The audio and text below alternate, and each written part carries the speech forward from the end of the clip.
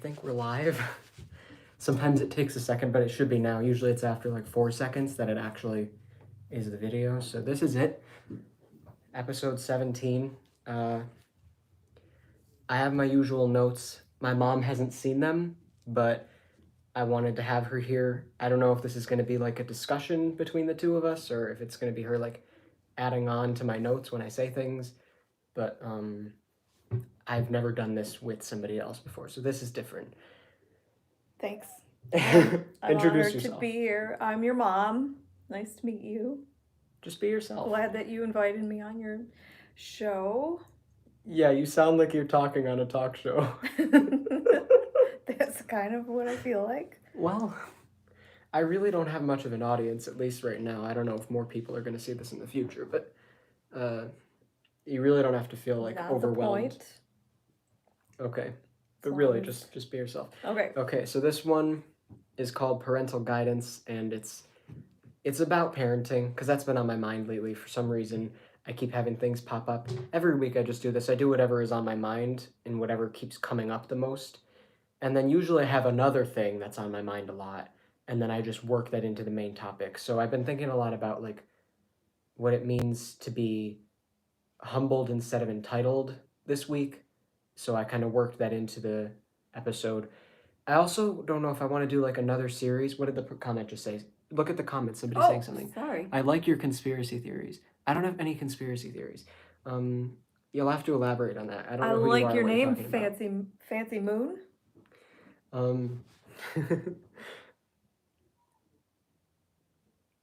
There's your Daisy crying. Yeah, I don't know if they can hear that, but our dog is in the basement. I actually watch your vids. Cool. But what conspiracy theories are you referring to? Because I don't feel like I have any conspiracy theories. I actually want to do a video on conspiracy theories, but okay, so the thing is, I wanted to do more than one series, like I want to do like I don't know if I'll do them weekly or bi-weekly or just whenever I feel like. I'm probably not going to be able to do them here. I'll probably do it in my room. I'll find a way to set up my camera up there. But I want to do those more frequently. Honestly, if I do it in my room, I could definitely do it a lot more frequently. But I want to do shorter videos. This is Fallen World can become just the discussion series where every Sunday at 4 people can tune in live and we can talk about whatever topic I want to talk about that week. But I want to have a separate series. One is where I'm like going to be talking about specific issues and try to keep that around like 10 or so minutes, just so that it's focused mainly on the points that I want to make. And then the other one is going to be some kind of meditation. And I have a couple titles in mind for these series, but either way, for now, Fallen World is it's what it is. I might even do a whole series on this topic, but for now, it's just part of Fallen World. And I think that more people have to watch your videos, guys. Aw, I agree. Maybe one day. Gotta start somewhere. Yeah. Hopefully my other series can become more like recognized because like I said, this is sort of a discussion and I don't feel like people are going to catch on to this and be like, oh, I really like this. I want to watch this. But the other videos that I'm going to do are going to be easier for people to watch and be like, oh, I want to share this. You're underrated. That's sad. Thank you. I really appreciate that. I have a fan. I'm a fan of your fan.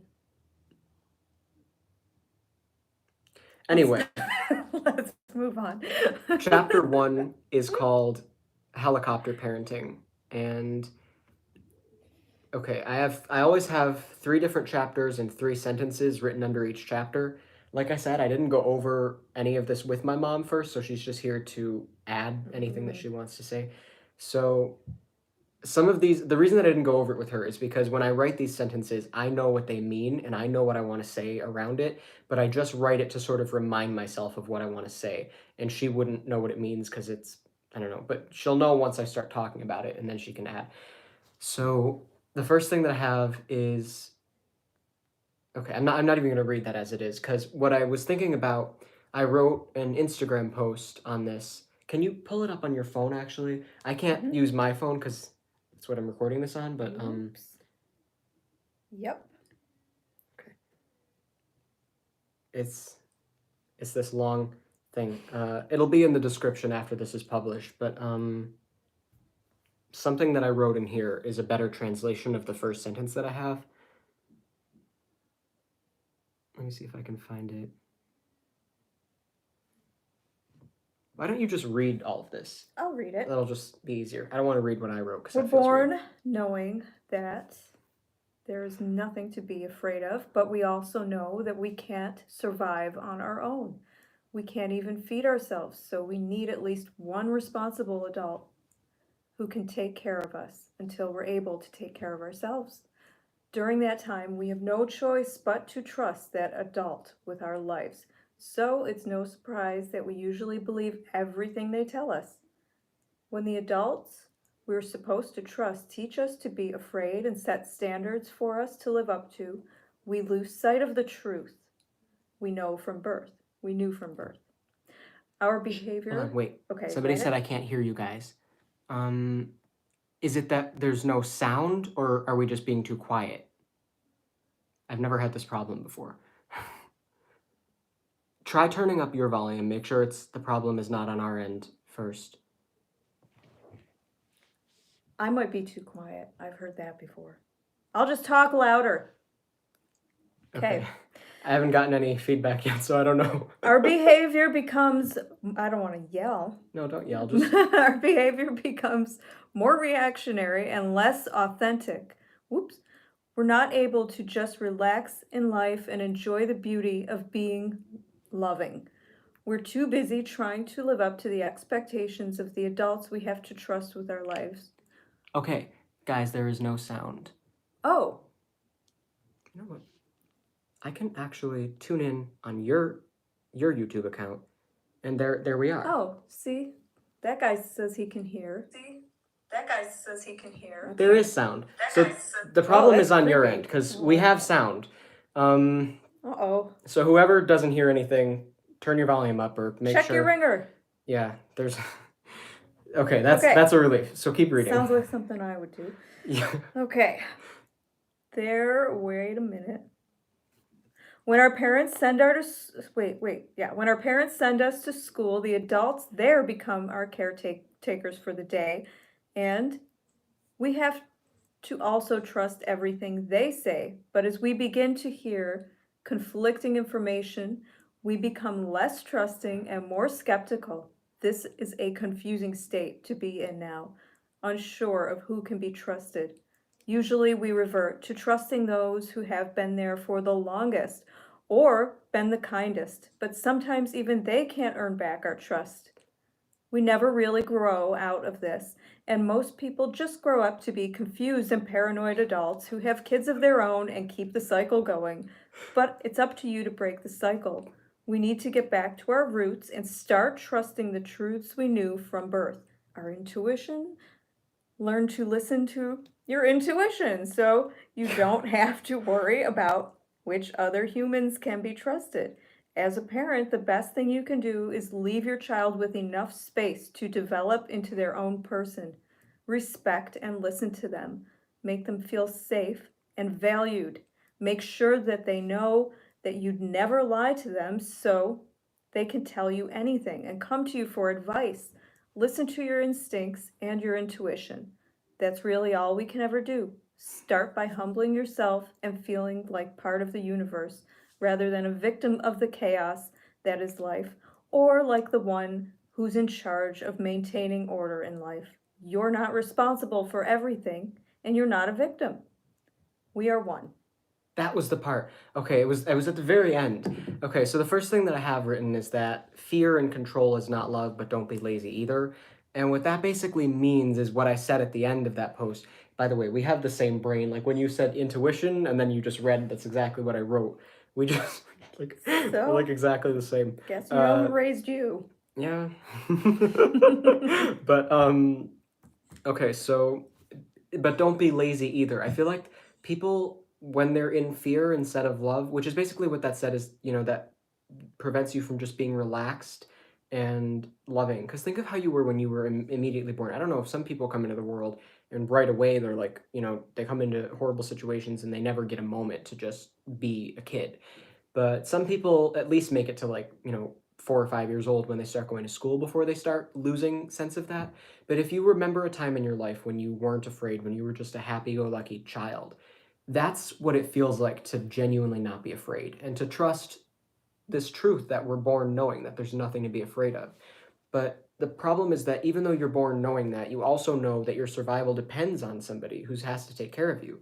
And, whether it's one person or two parents or, just a bunch of adults that are in your life that you have to trust, you can't take care of yourself. You can't walk. You can't feed yourself. You can't do anything.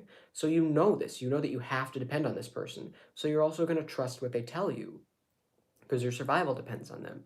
So when they start telling you things that contradict the truth that you're born knowing, you start to not know what to believe and you start to gravitate towards that because again, your survival depends on it. And we also know that we're not here to die.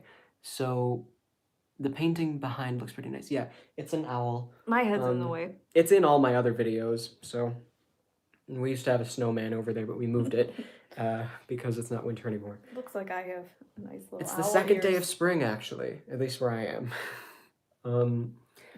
So, yeah, basically, you just kind of lose sight of this truth that you kind of know, and then you just become afraid to just be yourself.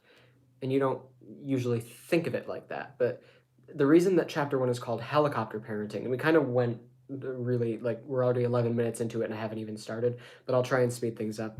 Helicopter parenting is basically the first option. It's where instead of choosing to be lazy, because we can go in one of two directions. We can feel like, I even saw a post from like a friend of mine on Instagram about, like, feeling like life is just a giant tornado and you're just caught in the whirlwind and you don't know what you're doing and what's going on. That's a victimhood mentality. That's like, I just am a victim of circumstances and life is chaos and I'm just part of it, and what are we going to do? And then there's the opposite mentality where you still believe life is chaos, but you're like, I can manage it, I can have control over all of it, and then you start to take on all of this weight and responsibility, and that also holds you down from just feeling light. You're weighted down, you're anxious, you're paranoid, and you're controlling, and that's not healthy or helpful to anybody. But people use these methods as parts of parenting too. You see a parent who says, no rules, I let my kids do whatever I want. Laziness, I'm just a victim of circumstance. And then the opposite, where the parents are super strict and they just helicopter over you and they make sure that you're doing everything that they think you should be doing. Uh-oh. See, now, Do you need help? She ran out. Oh, you want to come up? She's doing my lip here.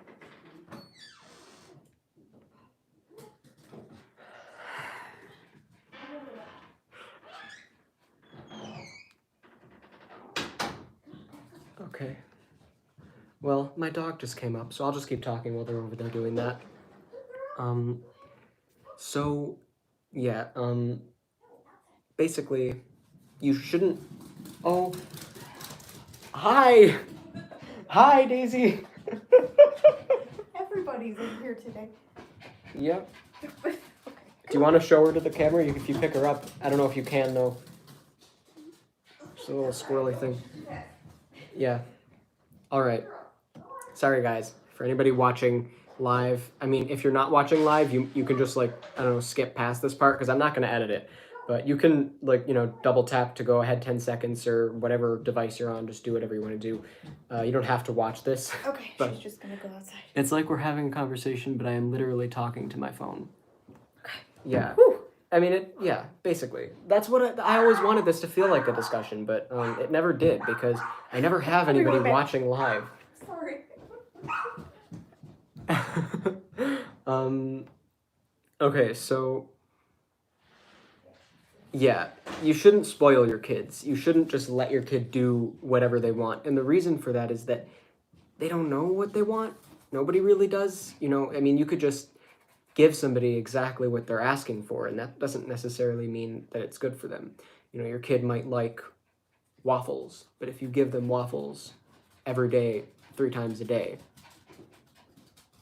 that's going to come with problems. I don't know. What do you get, like diabetes, or like what could happen from that? Could you die from just eating waffles and syrup every day? Yeah, of course. Like you know, there's things that you know as an adult with experience that your kid isn't going to know. So you can't just give them everything they ask for. But at the same time, that doesn't mean that you should let your ego take hold and you start thinking that you're this superior individual who knows better and always knows better. And then your kid starts to feel disrespected and not heard. You know, it's one thing if your kid says, "Can I have waffles 3 times a day?" and you just say no because I'm the adult, and that's not good. But if you explain it to them in a way that feels like, I understand why you want it, and talk to them like you respect them as a person, like you respect that you trust them, that they're not stupid, that they're not going to run off and do something stupid, and you know, like giving them the benefit of the doubt. What are you doing? I'll add into that, if you don't mind. No, that's why you're here. 1, 2, 3 magic. That's a mistake I made when Tristan was about 8 or 9 years old, and it was all about training your child to do what they should be doing. And even though I had his best interest at heart, I went around it in a way that was using our relationship against him to get him to behave in a certain way by using timeouts, using separation. And yes, right, you don't want to speak to your kids like they're stupid. And then I found a doctor called Dr. Gordon Neufeld. He has a Neufeld Institute. Genius. And everything's based on neuropsychology and intuition. And that's what his main point is that you're divorced from your intuition. You shouldn't treat your child like you don't, like they don't have an opinion, because that's the most important thing you can learn, is that if you have a relationship with someone, they will respect you and then listen to you out of respect. So once I stopped doing 1, 2, 3 magic, and I started treating Tristan as another human being, everything just fell into place. And thank God I found him early enough that things didn't get too far gone. Yes, right. Mm-hmm. Yeah, and that leads us into chapter 2. But first I want to Good make sure I comment. went over everything from chapter 1. Fear and control is not love, but don't be lazy either. Basically, don't be a helicopter parent, but don't be the lazy parent who lets the kid do whatever. We need to be humbled instead of entitled, so we shouldn't be spoiled. And that is kind of, furthering on the don't spoil your kids. Don't, just give them whatever they want, because it makes us feel like we are the person who needs to have all that control, instead of just humbling yourself and feeling like, I'm just part of the universe. I'm here. I'm with you guys. I mean, can you imagine the arrogance of coming into the world and thinking that you're somehow above all of this instead of just part of it, or that you're somehow a victim to the circumstances? How do people draw these conclusions? We're just here. We're part of it, and it's beautiful. And that's a humbling thing, to feel like you're not above anything. You're not the king of the universe, but you're also not a victim. You're just here, and you have work to do, and you're valued for that work. But if you get lazy and you start feeling like a victim, you're being your own worst enemy. So the last thing I have here is, you are not your child, but you do have a responsibility as a parent. So it's like, draw the line between, living vicariously through your child. You can read that. Living vicariously through your child, and not being responsible for anything your kid does. Like, that doesn't mean that you shouldn't be encouraging them to do stuff, but also don't try to get them to be what you wish you could have been. So just make sure you have boundaries. And there's also something more I want to touch on that in chapter 3, but we'll get to that later. Chapter 3 is just kind of a closing thing. It's not that important, but chapter 2 is the most important one, so we're going to start with that. It's called Mutual Respect. What are you up to? She's just running around doing weird. She has a lot of energy right now. All right. She's happy. You look pretty happy, Daisy. Her mouth is Hi. wide open. Okay. You shouldn't be friends with your kid to avoid conflict or be liked.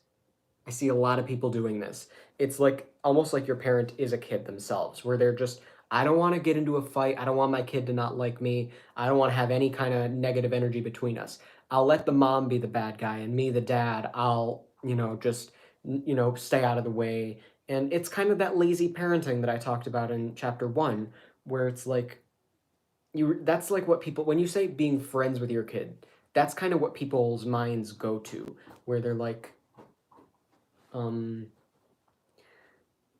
does that mean that I should just, be like, hey man, you slept with a girl today, and like fist bump, or like I don't know what, however, like just stuff like that, where it's like clearly not healthy, but that's what people think of friends with your kid means. What I think of that is really just like, you know, the second thing that I have written, you should only listen to people whose integrity you truly respect, like someone that you look at the way that they make decisions, and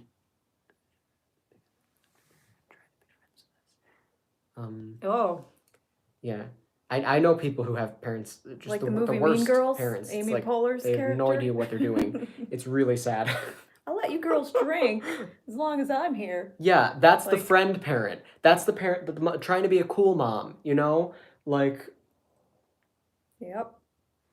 It's even worse when they try to be friends with their kids' friends.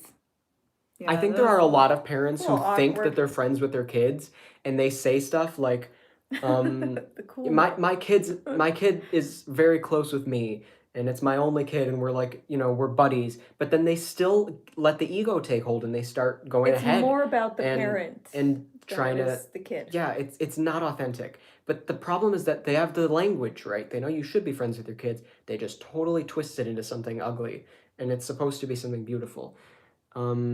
You could be a friend to your kid. No, I know what you mean. Right. I know you're talking about your friend's mom, but we're just talking about what it Right. means to have a mom or a dad who is trying to be friends with their kids in a way that's not healthy.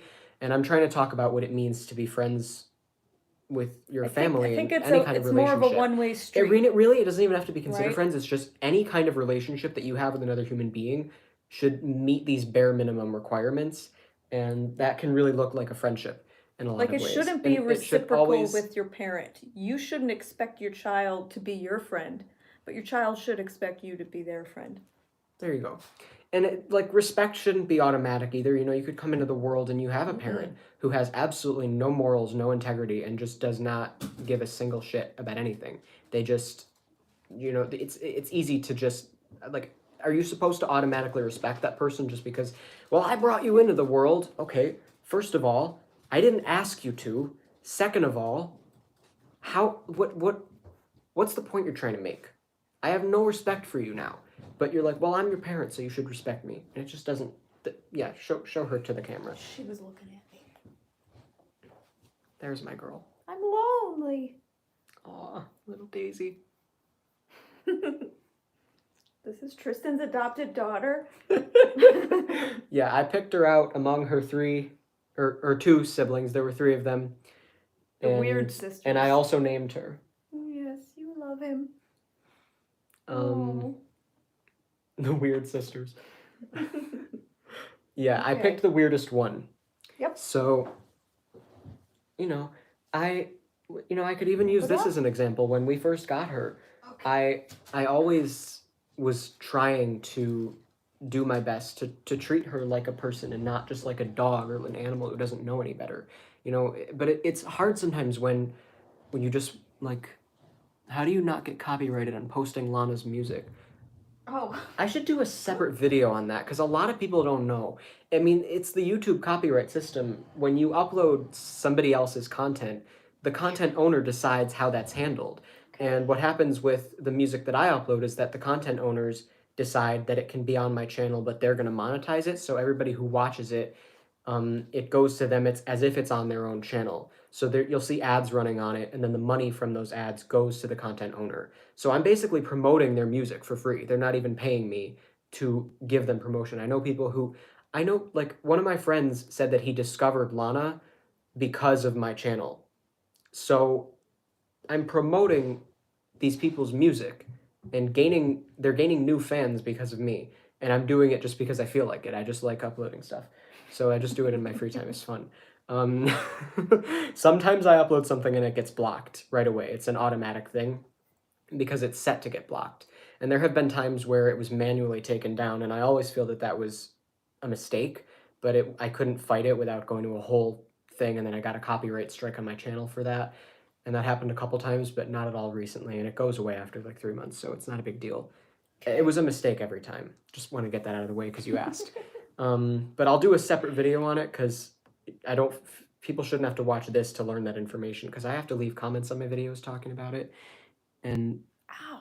people keep asking about stuff in the comments. I had people yell at me and call me a horrible person for uploading other people's stuff. Aw. Like people don't know what they're talking about. Oh, Again, that's it's that interesting. arrogance of like, you know, feeling like you need to be a hero. And I feel like I talked about that in cancel culture. I did an episode on cancel culture where I talked about people who think that it's their place to just, they get this superiority complex of I'm in a place to judge you, and they lose sight of why they're doing it. This is not about you. I mean, do somebody that did something sometimes. horrible and they need to be held accountable, and you're making it It's about human. yourself. And Human yeah, it's nature. human because it's what we're taught. It's not natural. It's what we grow up and we learn to become competitive Yeah, because right. we're taught to be afraid. It's the problem. It all comes down to this parenting not We're done taught right. so many rules, and then you see someone not following the It rule, teaches and you to be wanna tell competitive on because them. you feel that your survival depends on you living up to certain standards. Where did those come from? Did they come from the universe? Did they come from God? Did they come from a higher power? Did they come from love and empathy? Or did they just come from fear and ego and control? Our own human way of making up things that we're supposed to live up to. And we don't think about it. We just do. All I really could ask of anyone is be mindful. It's not that hard, but nobody likes to do that because they're lazy. We get lazy because we spend all our energy on the wrong things, then we're out of energy to spend on the right things. So we're just like it's not worth it. But then when we think of not doing it as an option, we're gonna not do it because imagine that you're at work and you have a deadline, and you all of a sudden the deadline goes away. Are you ever gonna do the work? Because now there's no deadline, there's no reason to do it. So you can just procrastinate it until the end of time. The problem with being mindful and taking care of yourself and creating healthy habits in place of habits that keep you moving in a circle instead of moving forward, the reason that it's hard to create those habits instead is because we feel that not doing it is an option and we don't sense a deadline to do it. But the reality of it is that we do have deadlines, and there's things that we have to do before we die. And if we don't do them, we're just going to have to come back and do it over again. There's no getting around it. So not doing it, it's easier if you think of not doing it as if it's not an option. There's only one option. So it's like life is just a ever, constantly choosing between love and fear every day, and you need to think of choosing fear, no matter how easy it seems, as if it's not even a choice. Just remove that from your head so you feel like there's only one right way to go. Not even one right way to go, just one way to go. It's either forward or not moving at all, but there's no other. You have to move forward eventually. There's no getting around it. There's no skipping ahead. I talk about this in all my videos. Okay, so you should only listen to people whose integrity you truly respect. This is someone who you look up to and you say, wow, this person has amazing morals. They really know what they're doing. They're just I just genuinely respect them. And I want to also address like the way that you looked at your friends. I don't want to use their names, but J and D, should I say? Okay. Okay. And it's this couple that my mom was friends with for a really long time, and she looked up to them and respected them in such a like just highly valuable way. You Unrealistic, maybe. yeah, maybe. But then But she found out some information about them, and she was like, "Wow, I can't even be friends with them anymore. This is like really dark." And this was like there the whole time. And then you look back and you're like, it was always there. But the thing is that there was a time when she respected them so much that she would always like want to listen to their advice, and thought that there was this connection between them. And it can be hard to you know the difference where you're like respecting someone who genuinely is worthy of respect versus someone who maybe just has a facade or just doesn't, maybe only seems like their life is really together. So I'm honestly not sure what the best way to tell the difference between that type of person is, but I mean, I could say like look how well they're doing in their life or how well their decisions are, but just the way maybe that it happens, life experience. yeah, I guess just use your past experience. And you learn from and remember things that you've learned from the past, and then pay attention to those red flags and steer clear. That's where I've seen red flags, and I still keep going sometimes. So I think that's a mistake you can avoid. If you just really, then you go, in your intuition and in your rational brain, maybe this is not someone that I should have around, because people's energy can affect you Yeah, and their especially when you're decisions. sensitive. Right. Like you and I are really sensitive to that kind of stuff, so it's like we get overwhelmed. That's another thing that they don't do in school is they don't, take into account empathic children and people who are just generally really sensitive or introverted. It's not an environment for people like that. It like really does not do anything good for you. It just feeds your anxiety and just makes things more stressful. So, look at this. We have 10 likes. I don't think I've ever gotten this many likes on a Cool. video. At least not while it was live. Well, people who are sensitive are meant to be sensitive because we're gregarious people, and we're supposed to have it. Let's say in a group of 10, 2 of them are supposed to look out for the rest of us. But in our world, that's weeded out, and those sensitive people are seen as garbage. Yeah, not we're not valued respected. for the No. abilities that we have. We have abilities that are supposed to be used in certain ways in like a group setting, and we're not valued in the way that we're meant to be. I mean, it'd be like if someone came here and they were an amazing singer and society just threw them away and nobody cared to hear their music. Like they have something to contribute and you're just throwing them under the bus because we don't live in a world that values people for what they have to offer. We live in a world filled with anxious, controlling, paranoid people who don't put that much thought into what they're doing because they don't understand the importance of it. How old are you guys? I'm 19. Do you want to say your I'm age? 40. Okay, I've said it. Don't ask again. Yeah. Okay, so I feel like I wanted to say something. Paranoid cancel culture. That's nice, thank you. Okay. I totally lost what I was going to say. You were saying something and I wanted to add something. It'll come back to me if it's meant to. Anyway, the last thing that I have for chapter 2 is ask yourself how many of your actions imply a lack of respect to others. And I don't know if I should say this, but I just want to screw it. I'm just going to use an example of something that just happened to me as I was filming. Okay, so Tracy, if you're watching this, I'm just using this as an example. So right before I started filming, my grandpa hurt his back and cut his finger, and he said that wasn't a big deal, but the back pain bothered him more, and he decided to go on a bike ride when we were filming. And then my Aunt Tracy came in, and I was like, I'm not sure why he's gonna go on a bike ride, or like how, because of his back. But then I went out into the kitchen just to grab a tissue, and she goes, "Don't say anything to him." And I was like, "Jeez, Tracy, why, why would I say something to him? You think I'm gonna like tell him not to go on a bike ride or ask him?" She was like trying to protect him so that he didn't feel like that I didn't put more pressure on him to stay here or to do something else. Like just leave him be. And of course I would do that because I respect his boundaries. I'm not trying to make him do anything. But the fact that she thought that she had to say something to me just shows that when you're so focused on making things be a certain way, you can sometimes forget that sometimes what you're doing is implying a lack of respect to the other person. You're saying that you don't trust the other person to have that kind of moral integrity, and it implies your own superiority, that you need to be the one controlling their actions.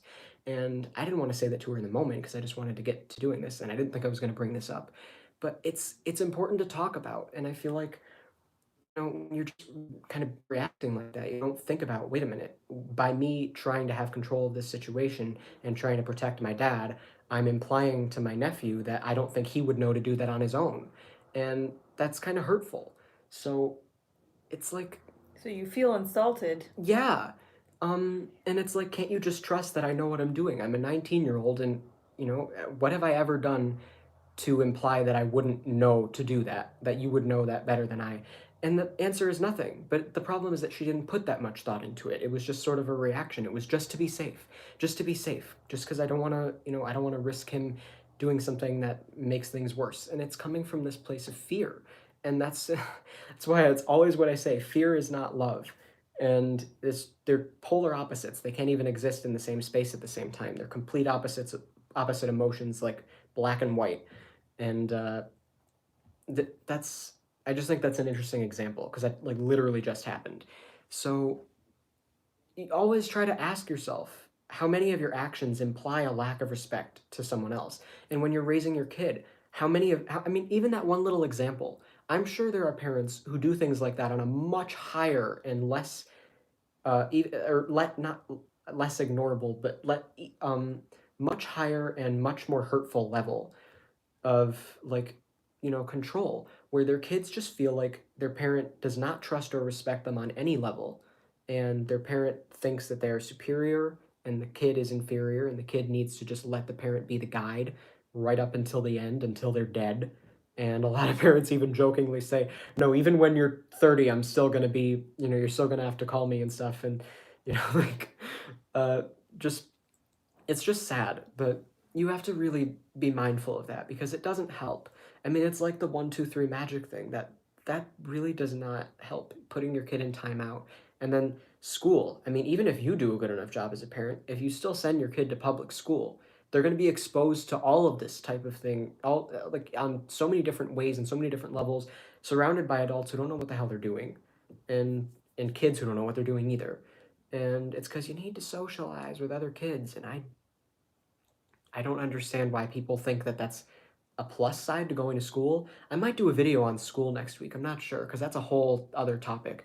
And it is part of this season. I started this season by talking about the public education system and the justice system. The episode was called "The Broken System." It's episode 11. You can watch it if you're interested. And I'm going to be talking about that in more detail, probably on episode 20. Um, but that's like a whole thing. But we're already 37 minutes into this. I want to Well, start wrapping it up. can I So- leave one point at the end of this chapter? Yeah. I feel like I'm bringing in Dr. Gordon Neufeld again. If anybody wants to look into him, he's got everything spot on with parenting. And really, I haven't found any of his information that wasn't what, sorry, I have to take care of the dog sometimes. But nothing led me down the wrong path with him. Everything resonated with my intuition. And one of the metaphors, well, maybe analogies that he gave to parenting was as if you're a gardener, which I don't think a lot of people view their children as. It's something you don't know what that seed is going to grow up into, and you start pruning it because you believe it should be a rose, or you believe this one should be exactly the same as the sibling. And when you back off and look at it as it's going to grow into what it is, I have to get to know what kind of flower this is, apply more light, apply more water. This child needs a little less water, so I'll give him a little more sunshine, more of a cactus versus something else, And there's orchid children, that's something he talks about, which is kind of what I think Tristan is. It's just something that you really, a delicate special thing that you just have to put more care into. And all it takes is getting to know your child. So why is that so difficult? That's the best thing Right. ever. Why wouldn't you want to get to know your child? I loved that I got to homeschool Tristan from 6th grade up. I think it made my life more worthwhile, and I feel more secure in how he'll enter into the world with the knowledge that I know I could have provided him that he would have been missing out. You're a cactus, missing out in school. So socialization, and I went through school. I went all the way through that institution, so I know all the ups and downs of it, and it was a lot more downs than anything. Personally, socialization is peer orientation, where I cared more about what these people who didn't care about me thought of me. And I got about 8 or 9 years of it. Like from 3 years old to 12, I think, is I got to experience public school on a bunch of different levels too. I tried out a lot of different things in different areas of it, and I had to deal with custody battle between my parents at the time too, and it just added so much pressure onto my back that I was like, no, guys, listen to me. No, And finally somebody was like, okay, okay, we get it. So I finally felt weight off my back and I was like, okay, I can breathe. um, so that was my childhood. But is that everything you wanted to say for Mhm. chapter 2? Yep, Okay. yep. Chapter 3, sinking ships. This one isn't that important, but I just wanted to address it. Nothing is perfect, and sometimes there are tragedies, but life goes on. And this is in situations where there are tragedies, where you have a kid and maybe they get sick or they die, or they just, they have a really terrible growing up situation, like a bad parent that you just can't get rid of, or some other type of thing, whether maybe it's a disability or something that holds them back, and you feel like why is this happening, and you start asking existential questions you don't know. But the reality of it is that nothing is perfect, because perfection is just an opinion based on your expectations, and it's not real, it's an illusion. And you have to be able to love and appreciate things for what they are and see the beauty in it no matter what it is. My dog Daisy is a really weird person, but I think she's beautiful and I think she's hilarious. And when she wiggles and gets excited to see me in the morning, I think it's adorable. But she also has her quirks, and she pees in the house all the time. We've been described as quirky.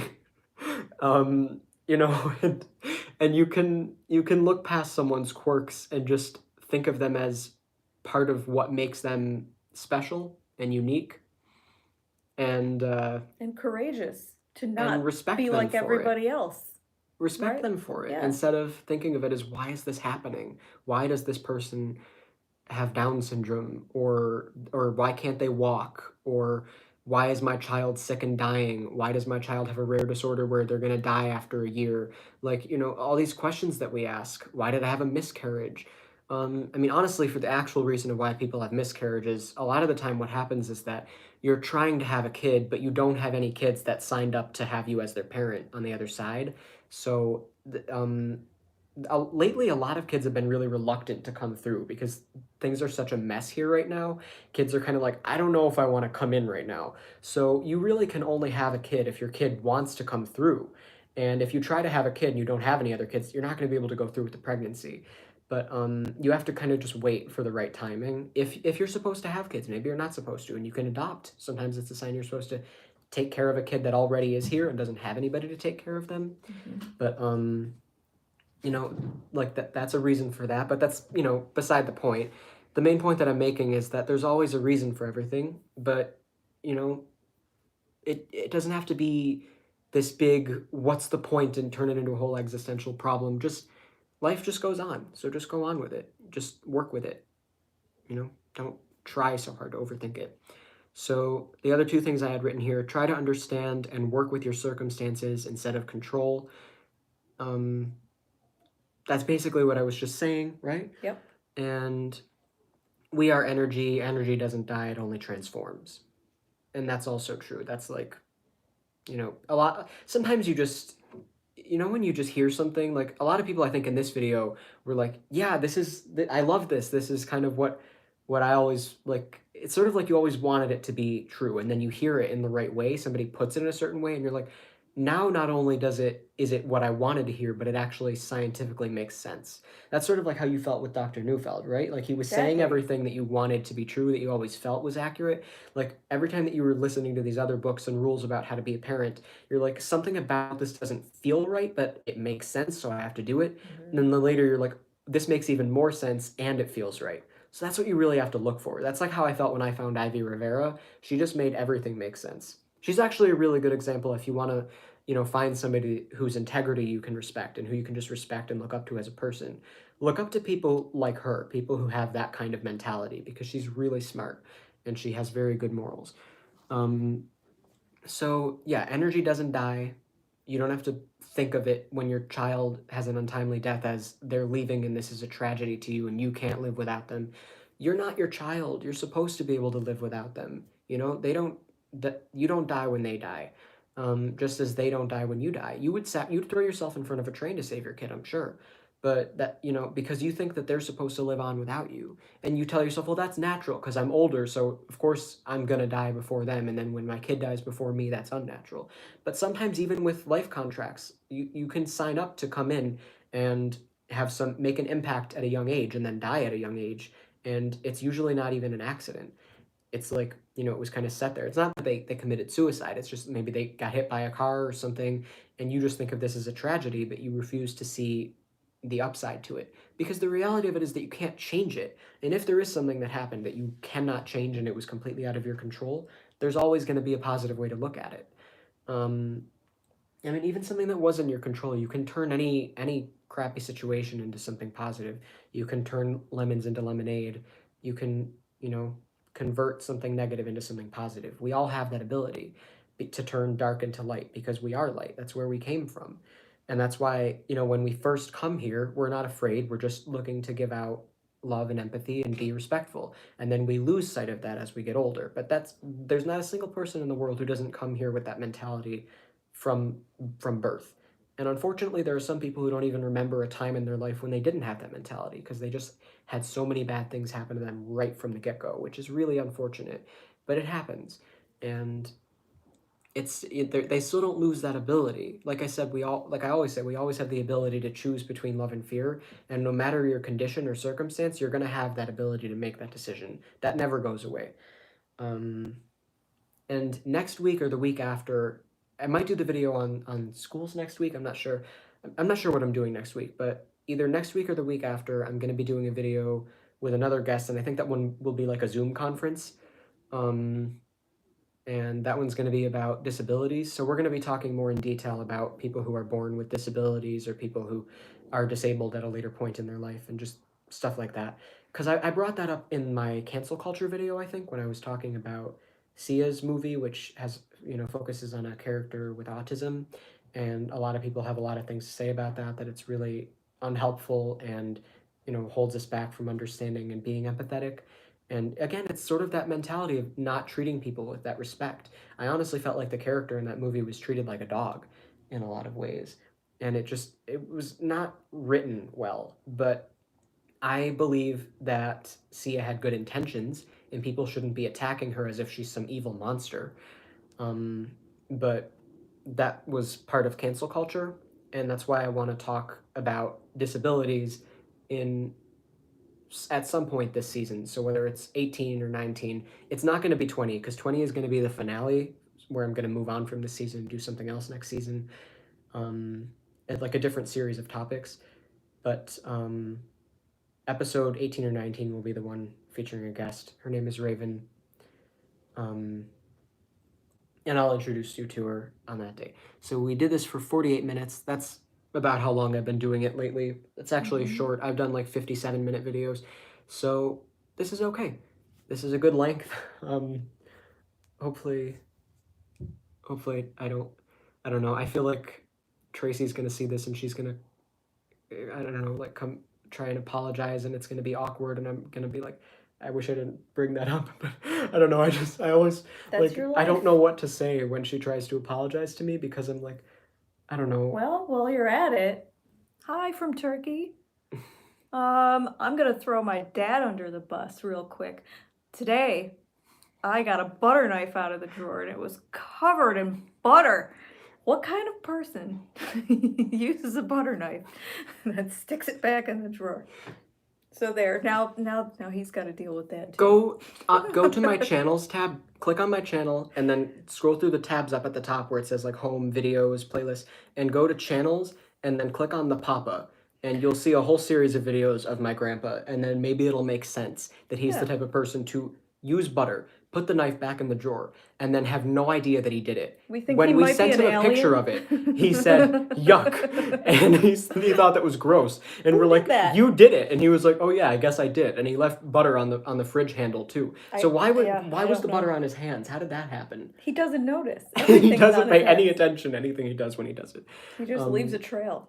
But And also, if anyone needs help with their human behavior, feeling like you don't have the parents that you wish you had, and not feeling heard or respected, I would point you to going to the Neufeld Institute. It's Neufeld. It's everything's on there. They've got classes. You can probably even find stuff on YouTube for free where he does little talks and discussions, and everything that you feel like you don't understand, he somehow puts it in a way that you go, oh. And even if you need to parent your own inner child, which is something that I found myself doing, learning how to parent him, I was going, well, I didn't get that. My mom missed the mark on this. So I have to you have to reparent yourself in a way. Yeah. And that's okay to do, because you should have a good relationship with your inner child. And then you can play with your inner child and let your inner child out to play in the world. And you'll have a lot more fun if you do that, I think, in a safe way. Imagine thinking, like, I don't know. I just thought about, and you'll have a lot more fun. And I just imagine some bitter person sitting there thinking life is not about fun. And I'm like, well, why? Like, why would you even draw that conclusion? I mean, isn't the whole point of doing work so that you can, be able to relax at the end of the day? You work so you can afford to live. Playing is important to the growth of your prefrontal cortex. That just shows that you've lost sight of the point of anything, if you think that. Is so important. Everybody needs to play. Real play. Not the kind that you're playing like a sport. Not for a competition. Just play for fun. Do it as often as you can, because you'll become a more intelligent person. I also just want to say to my Aunt Tracy, if you're watching this, which I'm sure she will at some point, that I respect you and I love you, and you don't need to, worry about anything that I talked about. I was just using it as an example. I don't judge you for it. And you don't need to feel like there's any any kind of like bad blood between us or anything. Like you don't have to worry about it. Like we're good. Like just take care of yourself. You're okay. Yeah, we're all lucky to have we all need each to other just work on and to be able to say things about each other, to each other. Yeah. I think all of not us, get offended as by a society, just all of us need to work on learning to be less afraid, learning to be more trusting, and that's something that I don't think anybody is just automatically good at, because it's really hard to come up in the world. I don't think there's any country or location that doesn't teach you fear on some level. So it's really hard. I mean, there are some cultures that are like really healthy, like I don't know, like monks or like, you know, tribal cultures, like things like this, where they're like people are more in tune with nature and their roots, and they Native have really, Americans. stuff like that. Yep. And then we just come to America and we're like, we have our dumb stupid ways, and we're gonna just kill all of you and spread disease and just take over the country and say it's a free country, even though we're bringing our slaves. Fear is a good tool for control, to control the masses. It works. Yeah. So we just need to work on getting back in touch with our roots, and that's all that it is. There's no pressure, there's no judgment, just work on it. We all need to work on it, and that's all that it is. So don't worry about it. That's kind of the whole point. Trust your intuition. Have fun with life. You deserve it. You worked really hard. That's why you get to play. Yeah. Okay. Well, this has 13 likes. That really is, that's a lot. So this was a good topic. Yeah, you can like it. Why don't you go on your phone and like it right now? I don't know. I'll do it. I don't know how fast I could do that. Put in your passcode. See? Oh, it has 15 now. You're going to be the 16th like. Ooh. Oh, somebody sent me a message. Yeah, somebody sent me a message. Wait until it's like one message. Just go. What? Boop. There. You do it. Oh, jeez. Now I got a Sia song playing in my head because you brought her name up. Look at that. There. Ooh. 17. I will not take pills. That song. When my mom heard Cheap Thrills by Sia, she thought when they said, baby, I don't need dollar bills to have fun tonight. I love Cheap Thrills. What were you hearing? I don't need some kind of pills to have fun tonight. I don't need pills, or I will not take pills. Made sense to me. I have to go, but you have a new subscriber. Awesome. Cool. Well, we have to go too. It's been It's been over 54 minutes, so that's kind of long. And that's also why I want to do a separate series where I do videos on topics like these, but they're a lot shorter and more to the point. This is just meant to be kind of a relaxed discussion, and it is whatever it is. So I feel like knowing that in the future, there will be a lot less pressure on me to make these educational and more just like a discussion. And the educational videos will be shorter and more to the point, and I'll just do them in my room whenever I feel like it. They don't have to be scheduled because I don't have to ask everybody to leave and give me space to do it down here if I'm doing it in my room. So I could do them multiple times a week if I wanted. But still, no pressure. there. That means that I also don't have to do them on a specific day. So if I want to go a couple weeks without doing it, or if I want to do 3 videos a week, it's whatever I feel like. So I don't have to worry about it. But I still want to do this every Sunday. And I'll also do the meditation series. And like I said, I have titles in mind, but you'll see when I come up with it. So yeah, I hope you're interested in some of that. Eventually, for the people who are subscribed to this channel for music, I am eventually going to have to remove all the music from this channel if I want my channel to be monetized, because I applied to have my channel monetized a couple years ago and they said that there wasn't enough original content on here, so I have to remove the music if I want to apply for monetization again. And that means that I have a second channel called Tristan Music that's just for music. So if you're here for music, go subscribe to that channel. You can also find it in the channels tab where you'll see the Papa and my other channel and another character that I created a couple years ago called Bob Fajum. He has a video called My Crazy Day, which is pretty funny if you want to watch it, but I haven't uploaded on that channel in forever. Based on almost a true story. Almost, yeah. Based on the day that I created the character and just started living my day as if I was this character.